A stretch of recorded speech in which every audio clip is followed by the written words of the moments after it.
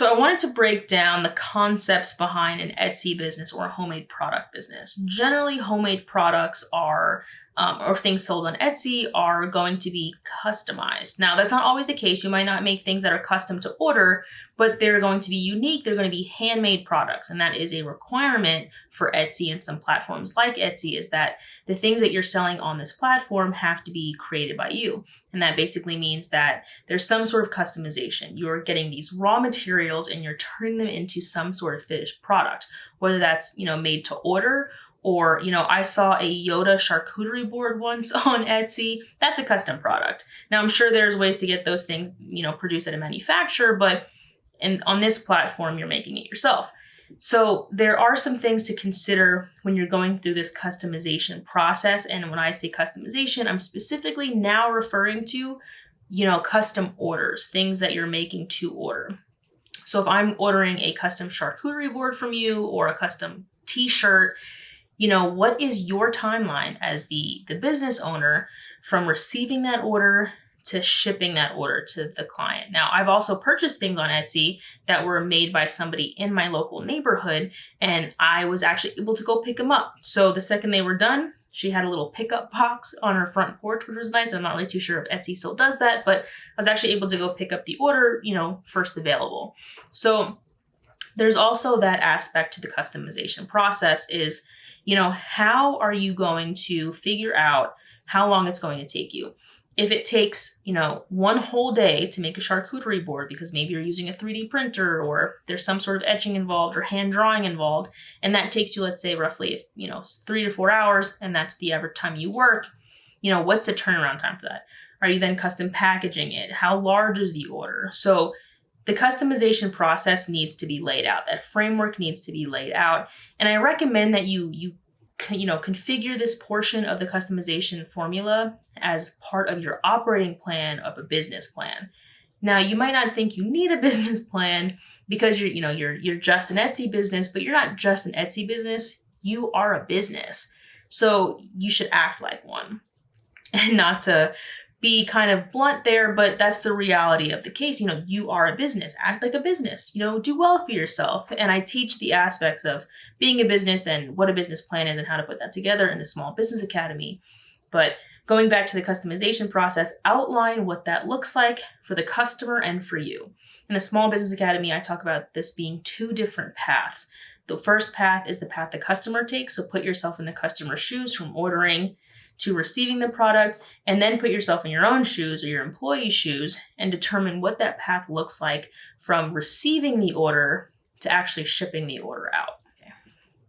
Now, eventually you're going to do well on Etsy, and I'm a big fan of manifesting and positive thoughts. So, if you want to grow and if you want to scale and do really well on Etsy, which might come organically or might require some sort of legwork on your part through a marketing and sales strategy, but eventually you're going to grow, and eventually you might consider leaving Etsy. But let's talk about some of the options of scaling and some options you might have besides actually leaving the platform.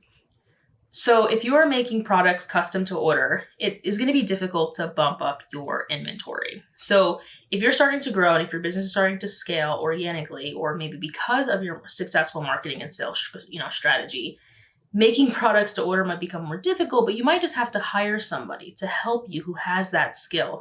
If that's not feasible, there are a couple things you can do, and it kind of goes back to the old supply and demand.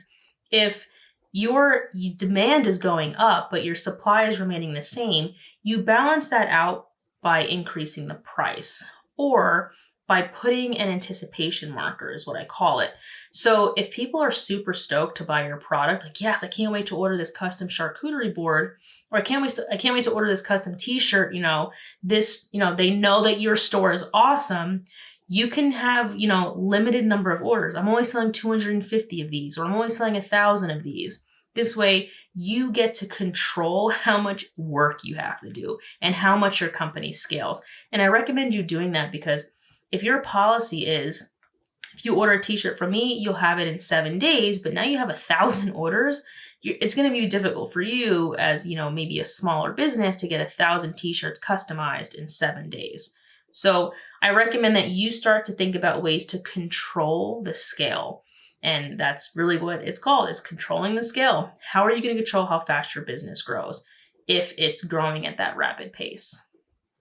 Now, if you're not fulfilling custom orders, and let's say you're making 100 of the same type of order, there are a ton of ways that you can, streamline that process. You can get a manufacturer to do that, but that means you might have to leave Etsy.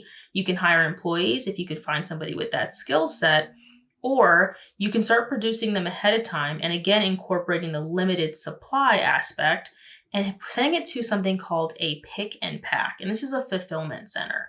So you package your product, you make your product, and you send it to the pick and pack. And what they do is they pick it off the shelves, they pack it into, a mailing container, and they ship it for you. So you're basically handing off the last half of the process to somebody else. Now, there is a cost associated to that, and it's usually based on the number of items and the types of items. So it goes by SKU. So you have to incorporate that cost into the price of the product. But again, these are options for you if you get to a point where you're growing. And this leads me right into when you should leave Etsy. Now, I went through some of the other ways you can get around leaving Etsy if you really like the platform, but you might grow so big that you can't really support what's on Etsy, and you might want to do something that I call direct to customer. Now, direct to customer is basically when you create the product and you send it to them, but they're ordering from you on your own platform. They're filling out your own order form. They're going to your specific website, not Etsy. And maybe you've gotten to the point where you found a really good manufacturer who can produce what you're producing at the same quality, but is able to produce more than you could ever produce. And, congratulations, you're no longer an Etsy business. You are an enterprise. You are doing fantastic. And I bring this up because I had the pleasure of being a business advisor to two individuals who created that charcuterie board business. And they were doing so well that they eventually had to leave Etsy, and they ended up getting a Shopify account and selling direct to customer. But then they got so big that they actually had to hire a fulfillment center and hire employees to do what they were doing. And now it's a passive income for them. Now they just sit back and relax, and they just check the bank account to see how much they're doing. And they actually average about $11,000 a day on their Shopify account. And they were averaging that when they were still on Etsy. So obviously you can see they were doing a lot of business, considering the average cart size was only about $100. The last thing I want to mention is how to minimize shipping costs. There are a few ways to do this, and I talk about this in the next lesson, more of a structured attempt to minimizing shipping costs, but I want to give you what my feedback is and what I've experienced. If you're an established business, and if you go to, the US Postal Service or UPS and FedEx, you can register yourself as a business, and they actually give you a discount to ship your products using their service. So that is one great way to minimize your shipping costs.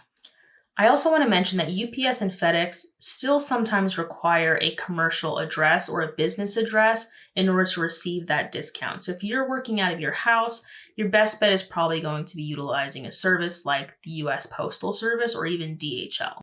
There are also some products I recommend and places to buy these products to reduce your shipping costs. Now, there is an MOQ, or a minimum order quantity. So, if you order boxes from Uline, they usually generally want you to order about 20 at a time. And obviously, the more you order, the less the price per unit.